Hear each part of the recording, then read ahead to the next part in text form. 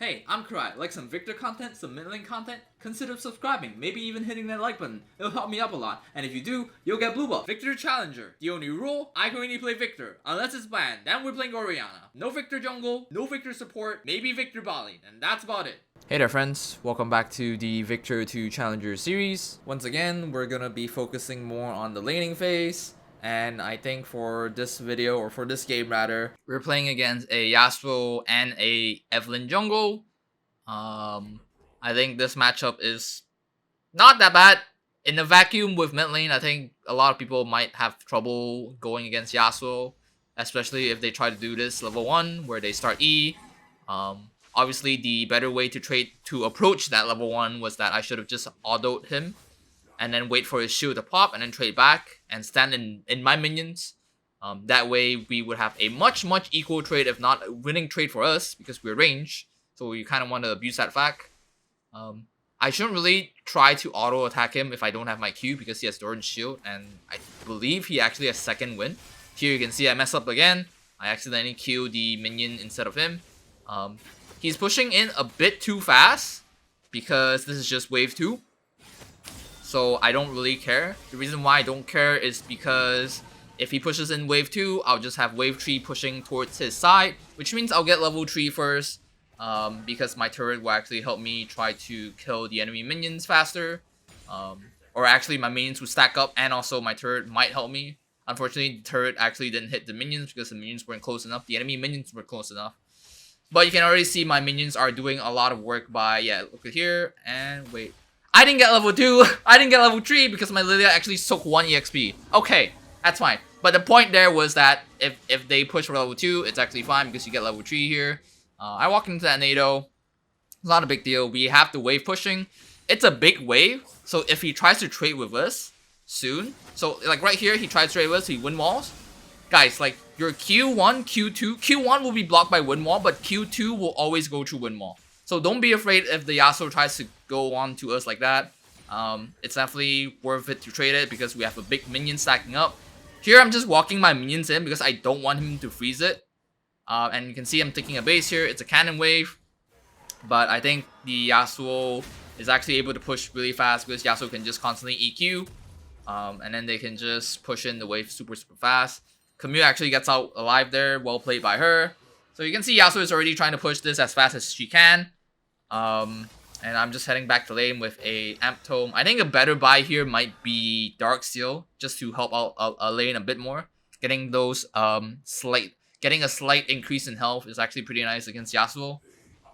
We missed like I think 2 melees in worth in terms of EXP, but it's not too bad. This is a cannon. We're coming back to a cannon wave now. Camille is doing some weird shit, but like let me explain what we should be doing here. What I'm doing here. You can see that I'm not trying to push up the lane, but rather slow pushing it, or just trying to kill the minions as slow as we can. The reason why is, again, we can't push the lane fast enough that it'll hit into turret and deny YASUO minions. Matter of fact, if we try to do that, it'll probably end up just right in front of his turret, and then the YASUO can just hold a freeze. Which in this case, because they have an EVELYNN jungle, which is actually pretty easy for her to set up a gank onto us. Charm, flash the Q onto us, and then we just die, or we might have to burn flash. So ideally we want to slow push to avoid that, and the second reason is because we can't push fast enough, we're just allowing the minions to kill each other, so we're denying the enemy YASUO CS by doing so. Right here, a skirmish is happening top side, my wave is pushed in, so I'm like, okay, I can kind of see what I can do here. I'm not really losing that much of minions. EVELYNN flashes here, YASUO is around. I'm trying to take this pink court here, but I believe the enemy team actually tries to collapse on me, even though like they really don't have any long range engages. Regardless, they try anyways. So nothing happens, and we're just going back. Surprisingly, I think what YASUO should have done was definitely try to, just stay in lane. Because I don't think, I think it's kind of a mistake that I'm roaming anyways, because Lilia and Viktor doesn't really have good setup. All right, if you didn't already know that. But I can understand from YASUO's point of view. He's a skirmisher. He's 80. He wants to fight early to get some leads. So it makes sense for him to roam. But what happened here, or what happened earlier, is that both of us roam and none of us like really gained or lost anything. I guess I gained something by helping by burning Evelyn's flash, but aside from that, not a big gain for myself. Here I have Lost Chapter ready, so you can see that I'm just trying to push them in the wave, um, trying to shove as fast as I can. And I believe I base here. See, bot side is doing really well here. Top is doing decent. Camille is just messing up the enemy top side. Um, YASUO actually managed to come back to lane faster than I anticipated because he bought tier 2 boots. So he's trying to hold a freeze here. You can see that I'm trying to ping for my team to help to break this freeze. I see that my Lilia is around bot side. My Tress is also around bot side river. But because I think they're actually trying to do Drake instead of trying to help me, which is fine. It's a good play. I can't really walk up to break the freeze. I have to respect the Yasuo and the potential Evelynn in the lane. The thing about dealing with Evelynn's, because she's invisible after level 6, is that you just have to pretend she's there, or until she shows up on a ward or she's ganking somewhere else. Otherwise, you just have to pretend she's there. I think there's also like a thing. This is just my opinion, but I don't know if this is true. I think when Evelynn see like a Viktor mid, they're just very prone to ganking mid because they know that Viktor has no dashes, no way to dodge her, no real way to dodge her charm. So it's probably very likely that Evelynn would probably be more prone to go gank mid more if you're a Viktor. Right here, Yasuo accidentally breaks the freeze. And I'm able to just collect this whole wave here. I see Camille is running to mid for some reason, even though I just want to collect this whole wave for myself. For some reason, Camille just jacks my entire wave, and I don't know if Camille notices, but I just ulted the whole wave, so I don't have ult here, right? So realistically, Camille should have just ran, but instead she eases in, she tries to fight, she ults. Like, I'm doing my best here. I'm just using my cooldowns as they are coming up, and I get a ping message because, guys, like, this happens a lot, and like, mind you, this is like Diamond 1, like, low masters, right? Like, I assume this happens much often in low elo in silver, especially when teammates are just eager to fight for every little thing. But the best thing we can do in those situations is, one, the first and foremost, don't put yourself in a potential death scenario, because if you die there, because imagine if I actually committed to helping her and I die, I would lose this whole wave, right? She would already be losing top wave. So we don't want that. The second thing here is Evelynn could come anytime. I didn't know where Evelynn was. That's why I didn't really want to full commit. And obviously our Lilia was not there. Thresh was coming, but it was not fast enough. So first step is definitely like do what you can. Like even if they ping us, just ignore it because there's really not a lot to do. You're a Viktor, right? Live with that fact. Like your teammates just have to live with the fact that you're a Viktor, you're the late game insurance, and there's really not a lot you can do to help them. Here, for some reason, my whole team is trying to play topside, even though our bot lane is doing really well. And because they're trying to rotate to topside, a lot of the times the Thresh or the Lilia would actually be there to soak my EXP, and I'm actually getting denied some EXP. I'm actually ahead like by half a level, I believe. But that's because Yasuo is roaming a bit more than I am. Hence why Yasuo is actually a level below, and also Janna is also roaming. So if Janna is roaming, right, like I know that's a good thing, because if nothing happens topside, Janna is just soaking Yasuo's EXP. So the right play here is definitely to just, you know, help out bot lane for my team and let me, the Viktor, soak as much solo EXP as I can. I'm ulting the wave because I for one, I'm tilted. For two, I just want the entire minion wave without losing anything.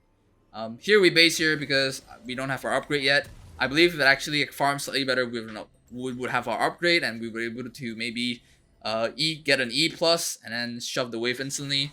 But even then, because it's a cannon wave, I doubt the best play. That's the best play, and I think this is probably the most consistent play, which is just to base, come back to lane later, and then continue farming. Once again, we're having skirmishes on the top side. I'm just coming back to lane. Here I see my lane is not completely pushed in yet. That's why I went in to quote-unquote try to help bail out the Thresh with Gravity Field if needed. But because he's not really in real danger, I decided to go back to my lane. I only did that because I knew that cannon wasn't gonna hit anytime soon.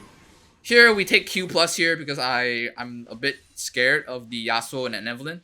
Q plus helps me survive a bit while also giving me a bit more agency. I think there are some games where you can go for E plus in a similar matchup against Yasuo and Evelynn. That's if your team understands like, oh hey, we have a Viktor mid, let's just not do anything. Or like if your team doesn't want to do anything with mid lane, you can just take E plus and just try to clear as much waves as you can and just scale up. If your team is playing around you, or if your team is actually trying to understand, you know, that you have some form of control, but you just need some help or some engages from your teammates, Q plus is not bad. But again, like without moving too far from the main topic, Q plus in this situation is because I'm afraid of the YASUO and the EVELYNN, and hence I didn't want to overextend by minusly pushing in waves and putting myself further in the lane without any safety from my teammates. I did a big skip, but long story short, my team finally realized that bot lane was the go to winning. You can see that Draven here is actually really strong. I'm also getting to the point where I'm getting pretty strong. Not the best of games in terms of CS, but we're getting there regardless. Win Maul is the thing, so Win Maul blocks the Draven ult. Leo landed a really good sleep here. But yeah, on the main topic, again, like against a YASUO, specifically against a YASUO with a jungler on the enemy team that is very easy to set up kills, you can try to poke, but remember the main goal there is try to farm up, especially if you have Lilia or champions on your team or a jungler on your team that really can't set up a gank for you. If you have something like Xingjiao, Lee Sin, Elise, Gragas, right? It's fine if you want to set up kills by trying to trade more, but because the YASUO, I don't see a world where Lilia and YASUO can ever kill, or Lilia and Viktor could ever kill YASUO if the YASUO just doesn't play too aggressive. In this game, the YASUO was a bit too aggressive, but because the Lilia wasn't really like actively trying to go to mid, which is fine. This happens a lot in games, regardless of elo. We just have to adapt and understand that, okay, while your team's not playing around mid, we have to understand that, and we have to just play safe and do our best.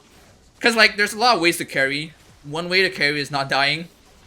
People are really confused, like, oh, in order to carry, I need to get kills, I need to do that. Sometimes, if you have a team comp where you have Lilia and a Viktor, maybe the best thing is just to let them farm, get some items before actually starting to get kills. Because if you try to get kills and you die to an EVELYNN and YASUO, you're really just inting your game, and you can't let your teammates scale. So I hope you guys are able to learn something here from this YASUO/Lilia or YASUO/EVELYNN game.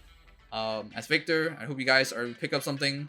Let me know in the comments if you have any questions. I'd be more than happy to help you guys out. And I'll definitely see you guys in the next video. Thank you.